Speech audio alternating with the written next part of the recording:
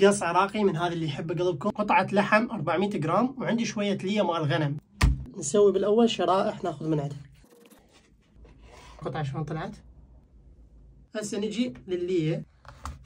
تتبيلة القص الأصلي: 7 بهارات، زنجبيل، بهارات لحم، سماق، فلفل أسود، وشوية ملح. عصير ليمون وعصير برتقال طبيعي، راشي اللي هو طحينية، خاشوقتين دبل لبن، زيت زيتون، شوية خل تفاح، فد شي بسيط. بسم الله. وهسه نبدأ نضيف التتبيلة على القص. غرقان بالتتبيلة، راح نخليه بالثلاجة، نرجع له باكر ورا 12 ساعة نسوي القص مالتنا.